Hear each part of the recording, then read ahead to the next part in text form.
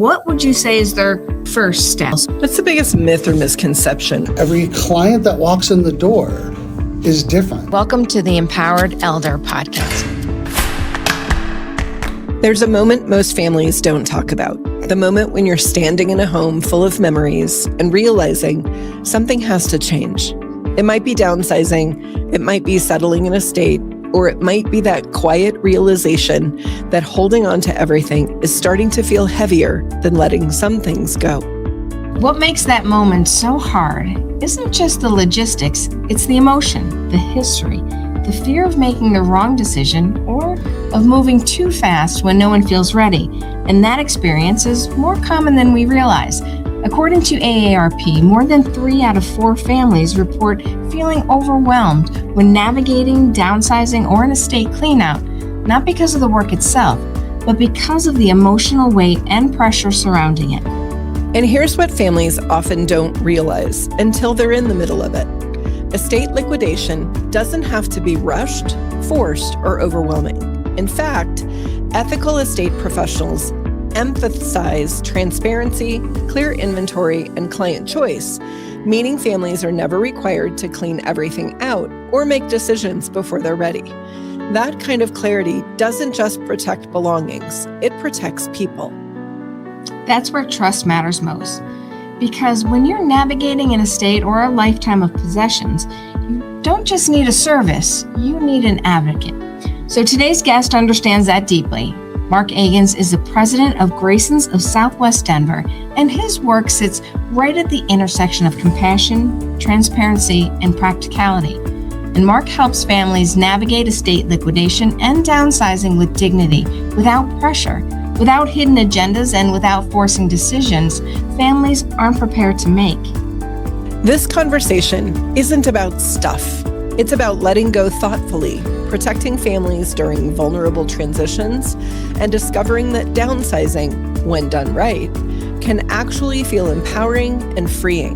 In this episode, we're breaking down the common myths about estate sales, what families often don't realize until it's too late, and how intentional downsizing can create relief instead of regret. Because when transitions are handled with care and clarity, they don't just clear space, they create peace.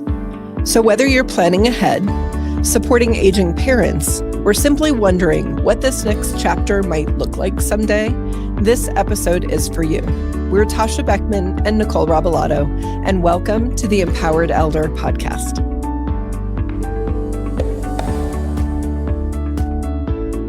People generally call you when they're at a crossroads, right? What do you generally hear as the most common reason people are calling? Really, it breaks down into 3 areas. The first, obviously, would be someone's past. So the family now has an estate that they need to liquidate, so they will call us and ask us to assist them with that. The other is downsizing, and downsizing can be, and this is where it kind of branches off, sometimes the senior is moving from their single-family home into a smaller community like a condo, or they're going into assisted living, senior living, etc. The third is the family is moving. Could be they're moving to Florida, could be they're moving to Spain, but it's more cost effective to leave most of what they have here and liquidate it versus taking it with them. Moving is expensive nowadays. Yeah, for sure. Very. And I would think people may think that an estate sale is just about getting rid of stuff, but there's a lot of emotions that are tied to this move. So how do you help families get through those emotions? 2 ways. One, we shield them from having to do a lot of that, right? So we tell people when we come into a home, for some people it's cathartic to actually go through your loved one's belongings. And for those people, we encourage them, hey, take the time that you need to go through what you feel is right for you. But for some people, the ability to completely step away and have someone who's completely impartial and unbiased go through their family's belongings and determining what's of value and what's not, is really, by shielding them, it helps them out tremendously. How did you even develop this path that you're on? You have over 25 years in sales and marketing. Yep. You have a passion for collectibles and antiques. Yep. How did those two worlds blend to get you to where you are today? Dating my wife. Okay. So when you start dating someone, you're constantly going out and doing things, right? Well, a very cost-effective way of going out and doing things, we're going to antique shops and going to estate sales and garage sales. It's very cost-effective to do that. How did you turn that passion into a business? How did you make that? My wife and I had wanted to work together as a team. We have two very different skill sets, but they complement each other very, very well. So for years, we had worked in different industries and on different paths, and we had talked about, hey, how do we kind of bring this together and work as a team and work towards something together? And due to some circumstances in what she was doing and circumstances what I was doing, it kind of fell together that we ended up in the same industry. And then after a couple of years of working for one of our peers, we decided we wanted to make a go at it ourselves and opened our own business. And it as you know, owning your own business has ups and downs. It's a roller coaster. It's the best of times, the worst of times, but it's been an incredible journey. It really has been. Like, not just a business, you've got that sense of advocacy and trust for the individuals that you come in contact with. When did that, that's a big piece of it. So when did you realize that this isn't just a business? When you realize that if you're doing this for someone, it's their family. You think about your own family. Would I want someone to treat my family this way or that way? Every time I work for a client, I think about what this is that I'm doing for them. And what I mean by that is, if someone's passed away, it was their mother, their father, their grandparent, the respect that needs to be there. Same thing if the person's moving to assisted living. This is an enormous transition for them. The name of our business, not as doing business as, but legally with the state, is Life's Transitions. Because this is about transitioning from this spot to this spot to this spot.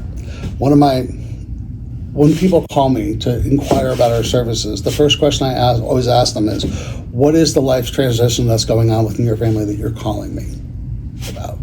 Because every family's going through something. Mm-hmm. Every family. What's the biggest myth or misconception about estate sales or estate liquidation that you would like to address? Couple of those. So first and foremost, we're not a garage sale. That's a big misunderstanding.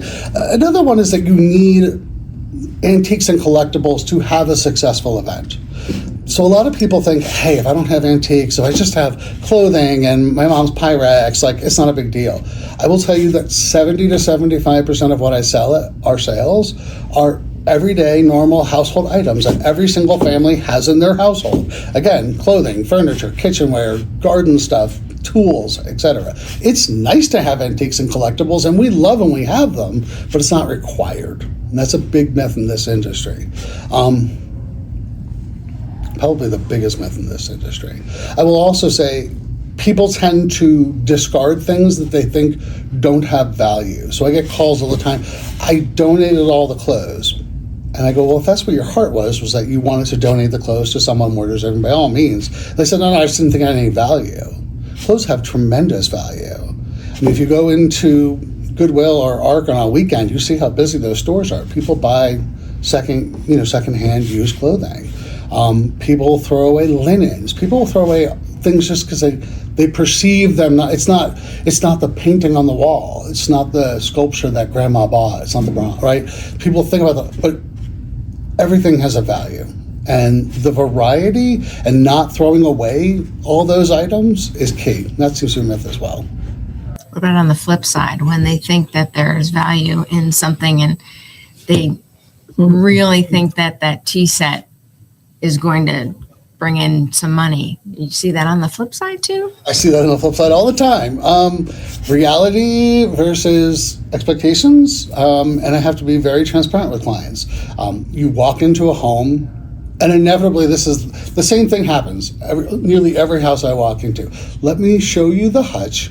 Let me show you the china. Let me show you mom's flatware, silver flatware. And I have to tell families that unfortunately those things that your family treasured that had value don't have the same value or panache or pull that they used to. They just don't. Same thing with like Hummels. Everyone gets very excited about their Hummels.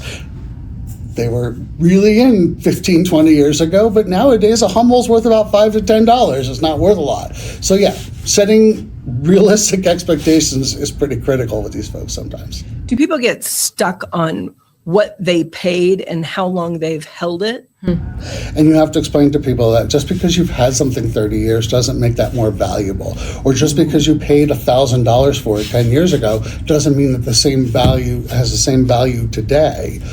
Just think about your car. You buy a car today for $40,000, $50,000, and a couple of years from now it's worth 20 or 25. Most items, not all, there are things that increase in value, but a lot of our everyday normal household goods are going to decline in value. TVs, computers, cell phones, cameras, CDs, DVDs, books, everything is worth less on the secondary market than if you're buying at retail. And that's one of the things that it actually, in this economy, where tariffs are increasing the price of goods and services, Walmart, Target, even Second and Charles, when you come to an estate sale, you can get things much more cost effectively than if you were going into a retail location. I tell people all the time, if you're looking for something, whether it be a piece of furniture, a piece of clothing, a piece of artwork, a frame, and you don't need it right this moment, like, hey, I can wait a couple of weeks and look for this and find it, go to estate sales. You will find items that are much better quality for much less money than you can buy at the store today. I think a lot of families have this kind of aversion to working with estate sale companies because they feel like they're going to get taken advantage of. What should they be asking up front to protect themselves in the process? Well, you have to really make sure that you're positioning yourself in a good place. Ask questions. That's the first thing and the most important thing I can tell to someone who's looking to hire someone to do this service. And again, I recognize that this is not the kind of thing that you hire every day. The most important thing to do is ask questions. How long have you been doing this? How many sales have you had? Tell me about the experience of your staff. Do you have an appraiser on staff? Who's going to be pricing my stuff? How are you going to be pricing my stuff? Or how are you discounting my stuff? Are there automatic discounts?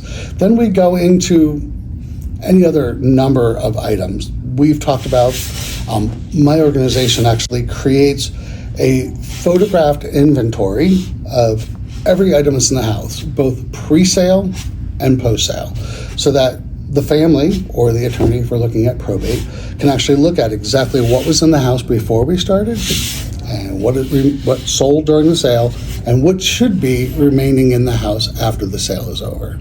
That certainly is a level of protection and transparency that you may not see, from every estate sale company. No, we're the only ones in Denver that actually do that way, that I'm aware of. Other companies will give up a pre-sale inventory, but it's not something that's part and parcel or part of their service that they do every day. That's something we offer to every one of our customers. It's part of an automated system that we're using to inventory the house and to run the sale and actually process credit cards and those types of things. The inventory part is really important when the family is experiencing probate. Oh, absolutely. They have to do a level of inventory. They don't have to count how many forks and knives and spoons, but they have to have an inventory of household good categories and other things. Yep. So having your inventory is like massive to help those families get through that. And technology allows us to do that. I mean, again, there are a number of organizations here in town that do this type of work, and some are using what I would consider older methodology, pen and paper, right? They're sitting there with pen and paper and writing stuff down. Some are going to be putting that into an Excel spreadsheet, doing some sort of inventory. As far as I'm aware, again, we're the only ones in town that are going to be utilizing a software where we photograph, catalog, inventory every item so that we can, and we do that by room, bedroom 1, bedroom 2, dining room, basement, etc. So at any point in time, I can tell you whether an item is in inventory or out of inventory. The family can question it, and again, it's the perfect record for them for both beginning and end. That definitely is a path to protect the clients from feeling like they're being taken advantage of, because you're clearly documenting what you're doing, and so they can check up on you at any time. So you're not created equal. Anytime. A lot of estate sale companies will not allow family members in the home during the time that they're working. nearly every one of us has it in their contract. And we do it for a couple of reasons, right? Part of it is we don't need someone micromanaging us, right? They've hired us to do a job. Let us do the job. So that's part of it. Part of it is our safety. You know, you never know what someone may or may not do. But when it comes to the sale part, sales can be emotional. We talked about emotions a little earlier. When people come to our sales, some of those people are resellers, wholesalers. They want real dirt cheap bargains so that they can resell those items on the market somewhere else, whether it be eBay, Facebook, an antique shop, etc. And if one of those people walks in and really provides us with an offensive, not reasonable or respectful offer on something that your grandmother loved, do you want to hear that? Probably not. So we tell family members, please don't come. You're going to hear people say things that you probably don't want to hear. That's fair. Okay? The other thing is, if you have someone in the house who's a family member and a negotiation starts, now the person who's negotiating with me is questioning, are they negotiating with the business or are they negotiating with the family? So that's, again, we tell the families to... Yeah, it introduces another level of conflict. It does, absolutely. When you have items that, I mean, I'm sure there's items that don't sell. And what is your process for when you have items that don't sell, and what does that look like? I am so happy you asked. So our philosophy is repurpose, recycle, reuse. There are way too many items in this world that go in the landfill, at least in my opinion and my wife's opinion. So that's our philosophy. Now, as you've identified, no matter how good of a sale we have, there are going to be items left in the home, and there's a couple of things that you can do with those items. We can call in different charities who take donations, so whether that be Goodwill, Lutheran Family Church, Habitat for Humanity, who will come to the home, and as long as the furniture, the clothing is outside, they will take those items and they will give them to a deserving family. That's great. There are trash haul away companies that will come. A couple big guys come with a giant truck and they take everything out of the house, cost you a couple $1,000s, and they as well will bring it some to Goodwill, most of the landfill. One of the things that my company has chosen not to do is something that significantly differentiates us, is that we don't do the clean out portion after the event itself. 99% of my peers do. I will say it's an enormous conflict of interest for the company that is running your estate sale to also do the clean out after that estate sale is over. As the person who's running your estate sale, I have the ability to price everything in the house and manipulate that price to really manipulate whether that item sells or doesn't sell. And then if I choose to have it not sell, if it hasn't sold, at the end, if I do your clean out, I simply take it off the wall, I simply take it out of the house, and I put it in my car, and I go and I sell it someplace else. And that, to me, is a complete conflict of interest, which is why my company does not offer the clean out portion. I know other companies here in town will do that. It's just not something that we're comfortable with. That also goes back to the trust issue that we had talked about earlier as well. What truly differentiates an ethical estate sale company from questionable practices? First and foremost, we're one of the only providers here in town that does not have a minimum guarantee. What that means, most estate sale companies here in Denver, in their contract, there is language that states, regardless of what occurs at the sale or the event, that they are entitled to a certain amount of money, somewhere between $3,000 and $5,000. When my wife and I worked for our previous employer, they had that minimum guarantee, and I watched about 50% of their clients end up owing them money at the end of the event because there really wasn't anything to motivate them to work the sale properly, to market the event, to run the event in an effective manner, because they knew from day one, the moment they got the signature on the contract, they had money in their pocket. We decided when we opened our business a few years ago, that wasn't how we were going to operate. We wanted to take the same risk as our clients. We wanted to be motivated just like our clients are motivated. So if the sale isn't a success, we don't make money. The only way we make money is if our client makes money. And I think that's a much fairer, more equitable solution than having a minimum guarantee like a lot of my competitors do here in Denver. And it really serves the families in the long run much better by having that philosophy. I mean, we spend extra time in the house preparing things, setting up things, making sure things are priced, because again, if the sale isn't a success, we don't make money. The family doesn't make money. And if both of us don't make money, it made no sense to do it in the first place. So that's the first thing that differentiates us. The second, as we talked about earlier, is the inventory and the software that we're using that allows us to create this cataloged inventory of items in the home, allows us to know the price of everything, allows us to know where and if it's sold, if it hasn't sold at any given moment, which is great. Okay. And sometimes shady, fraudulent things happen within the house where people take labels off of things or price tags, and having the software really does help us to be like, oh, here's the tag for that wasn't there a moment ago, that kind of thing. Okay. We talked about not doing cleanouts. Again, it's a complete conflict of interest for the company that does the estate sale to also do the cleanout. So this combination of 3 or 4 things, I believe, really does differentiate us, makes us much more transparent, lets the client feel like we're in this for them as much as we are for ourselves. And I'm sure it's different depending on the size of the home and what's in the home, but from a lead-in time and a prep, because you are doing so much on the front end, what does that prep time look like typically? I know there's going to be your outliers. Yeah, there are. So 2 to 4 days. Usually 3 days is we spend usually 3 5 to 6 hour days in a home, organizing, grouping, staging, pricing, getting the home prepared for a sale. There are exceptions on either side. There are some where it's immaculate and it's a day of staging and pricing. And then on the other end of the spectrum, aggressive collectors. There are I like that. Some homes, aggressive collectors. The longest we've worked in the house was almost 2 weeks. So.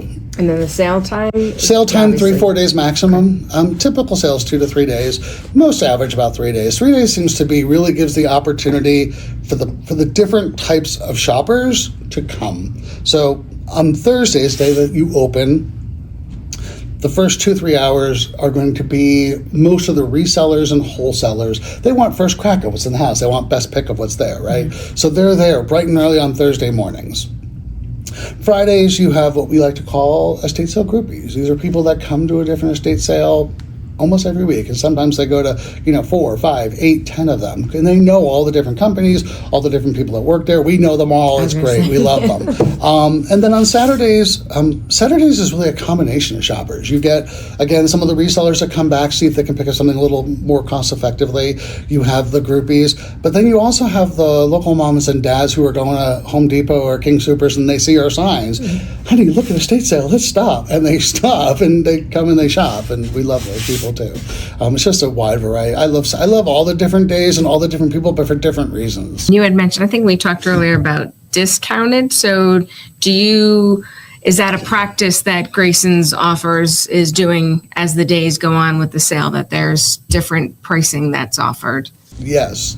So it is unwritten industry standard here in Denver that if you're running a 3-day sale, again, this is unwritten, there's no laws or rules associated, but it's kind of known that in Denver that if you do a 3-day estate sale, day 1, there'll be no discount, day 2 is 25%, and day 3 is 50%. Sometimes I really feel like that can be a little bit too much. So we do ask our clients, what do you prefer? Do you want us to offer heavier discounts, or do you want us to hold back a little bit on the discounts? So for some people, their goal is to remove as many items from the home as humanly possible so that they can reduce their efforts and costs on the back end of removing items from the home. So just move it out. We don't really care how much we get for it, just get it out. And in those cases, yes, we'll offer heavy discounts. And there are some clients who are like, you know what, we're a little bit more picky we want to get what we should for those items, so maybe we don't offer as heavy a discount. So sometimes instead of doing 25-50, maybe we do 10 and 25. Maybe we do 15 and 30. But again, we allow the client to make that choice, which I don't think any of my competitors do that. We want them to be involved. We want them to feel like this is their sale. I like that you make it so personalized for each of your clients, because it doesn't feel as, look, this is our standard operating procedure. It's a cookie cutter. We just approach it the same every single time. Because sometimes it feels like that. And that, I think, is when the consumer feels like they're not really being protected. You, in your consultative approach and giving the client the voice, is more trustworthy in that structure, in my opinion, than I'm just going to fit you inside my box. Let's, make the box to fit what your needs are, is a completely different approach. It's a love-hate thing, I'll be honest with you. As I kind of whispered, I wish I could. I wish I could be Henry Ford and create the assembly line and have the same exact result and same effort to everything I do, right? I wish I could just plop these things out on an assembly line. It doesn't work that way. Every home is different. Every family is different. It's one of the things I love most about my job. Both me and my wife, one of the things we love most about this job is no day is the same. No 2 days are the same. Every house we do is different. Yes, do I see the same dishes from Crate and Barrel all the time? Yes, but that's beyond that. Every house, every family, every location, every client that walks in the door is different. And that variety, really drives us, because I don't ever get bored at what I do. I'm always exploring. It's like the guy who's out there exploring things. You're always doing that same exploration every week. And it's wonderful. If you have somebody that's listening today and they're kind of on the fence, they're thinking about downsizing, they have a lot of items in the house that maybe they don't need today, and they're thinking about the process, what would you say is their first step? Because they might be fearful. So how do they kind of take that first step? Question. Because for everyone, it's that first step is a little different. To me, after being in this business as long as I am, stuff is stuff. Microphone, a cup, table, a desk is stuff. Your memories are what's important. So if I was looking to downsize, the first thing I would want are the things that have the greatest memory to me, not the stuff, right? I don't need another painting. I don't need another couch. I don't need another dish or pot, or in my case, drum set. I don't need that. I need the things that truly have memory to me, the things that are part of my life that I don't ever want to let that go. And we all have that. You have that. Maybe it's a piece of jewelry. Maybe it's something that you got when you were in high school. We all have certain things that just touch us, and those are the things I would start with. And I would make sure that they were secured and going where I was going. And then from there, knowing my personality, I would just dive in. And sometimes there are some people that work that way, they just dive in, and there's sometimes it's easier to let someone else do the diving for them. Like we talked about earlier about how some families find it cathartic to do it. Some people, when it comes to downsizing, they just don't want to make those choices. So they're like, hey, make the choices for me. But again, memory is number one. Do you think identifying the memorable items helps to empower the families in the downsizing, right-sizing transition kind of phase? I think that's part of the fear, is what am I leaving behind? Mm-hmm. And if you're taking the things that mean the most to you, then you're just leaving behind the stuff. It's like you're leaving your shell, right? You're moving into a different shell, right? But you're taking what's important with you. That's fair. We do have a couple of quick questions for you. Just the speed round. The first thing that comes to your mind. Do I get like double points for this? That's right. Double points. There's no buzzer to hit. You're good. So one word that families use at the start of the process, and then one word that they use at the end. Stress relief. What's the most surprising item you've ever discovered at an estate sale? Ooh. I don't think we can talk about that on camera. Let's just leave it at that. Okay. Moving on. I want that on off-camera conversation. All right. One thing you wish families knew before they ever needed your services. Ooh, that's a great question. This is the advice I will give to everyone who is 60 years of age or older. And this is going to seem completely counterproductive to my business, but I'm still going to give this advice. If you are 60 years of age or older and you collect something, I don't care what it is. Could be baseball cards, could be Hummels, could be brooches from 1950s costume jewelry, whatever the thing is, start liquidating it yourself now. And the reason I say that is, if you hold on to it because you love it as much as you do, when your family gets it, they're going to have no idea what it is and what to do with it and what the value of it is. And they're going to give it to someone like me to sell it in 3 days. And I'm going to sell off your incredible collection that took you an entire lifetime to collect. And I'm going to do it in 3 days at a fire sale. So if you have a collection of stuff, start selling it off as you get older, because you're never going to get the money that's worth if you let your family take care of it or you let me take care of it. Interesting. Okay. When a family works with Grasons, what do you at your core want them to experience in that process with you? I want them to feel safe. I want them to feel stressless. I want them to know that someone else has the wheel, so to speak. Sometimes in life, we feel like we have to control everything to get the ultimate result. I will tell you, I'm type A. My wife is type A. I would imagine if you're in business, you're type A. It's hard to let go of that control. And when a loved one passes, there's a lot going on. There's a lot of physical and emotional stresses and tolls. And when you've heard the horror stories about hiring an estate sale company and then ripping you off or doing the wrong thing. And I know it's a really hard decision for families to go, this is the company, the person that I'm going to trust. And let's be frank, most people, when they get to meet me, they've met me once or twice, maybe 3 times before they go yes or no. So they really, as much as I'm an honest, transparent person, they really don't know me. So to me, making them just go, someone else has this. Someone else is going to take care of me. You asked me earlier, start to end, stress relief, because I want to be able to take that stress away from a family that's hurting and go, we've got it. We've got you covered. We're going to take care of this in the most ethical, moral, transparent way we can possibly do this. Yes, I'm in business to make money. My kids need to eat. The kids need to go to school. But we're not here to rip you off. We're here to take care of your family just the way that we hope that someone would take care of ours.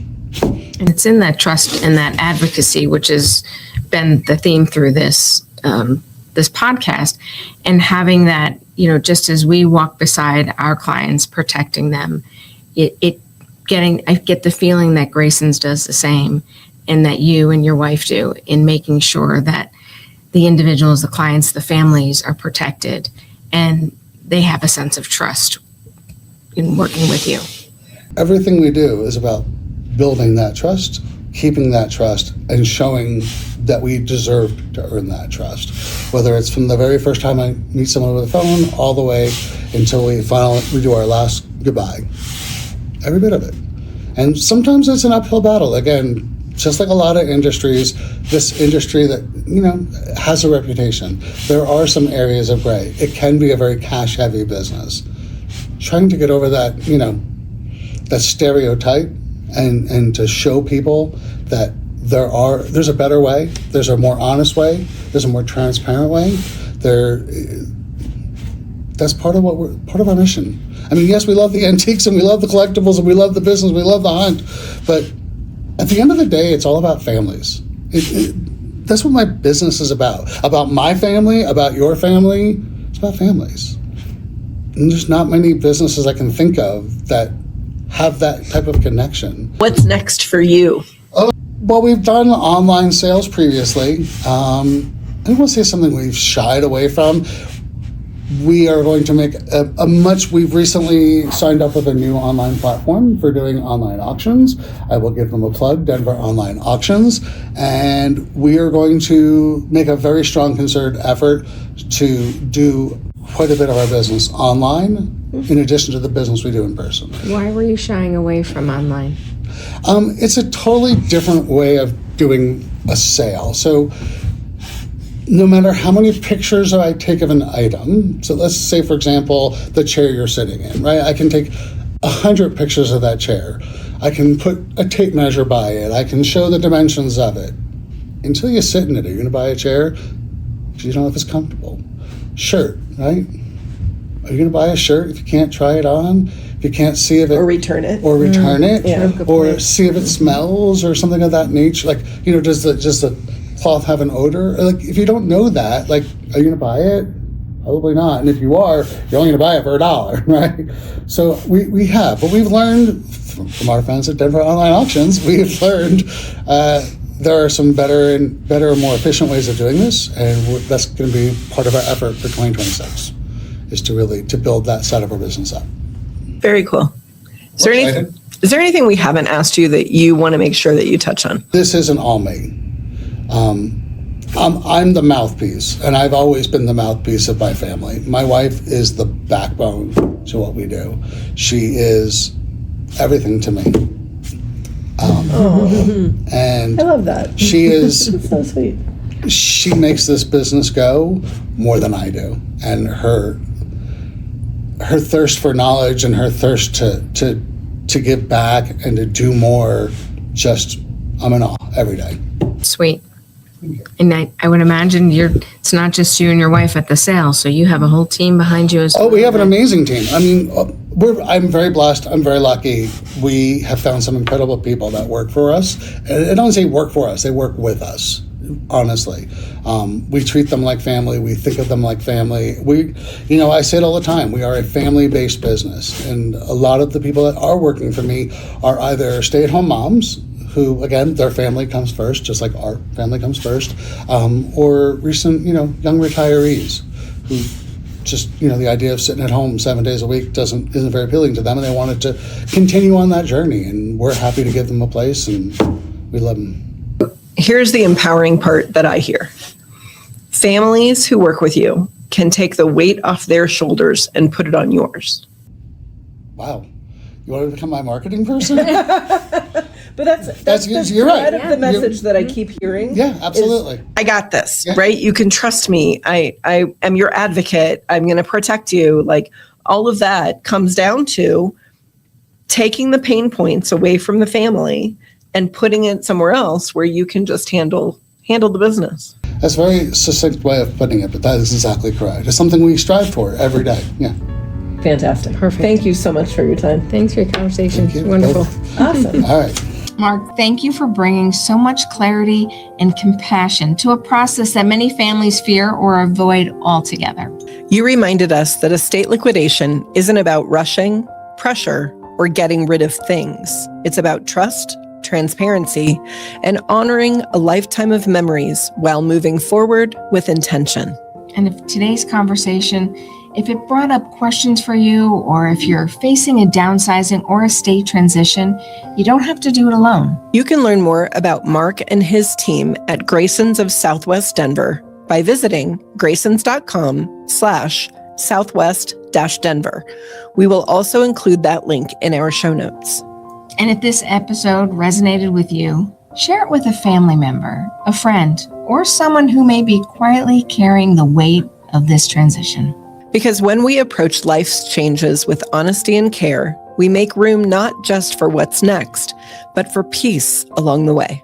We're Nicole Robilotto and Tasha Beckman, and this has been another episode of the Empowered Elder Podcast.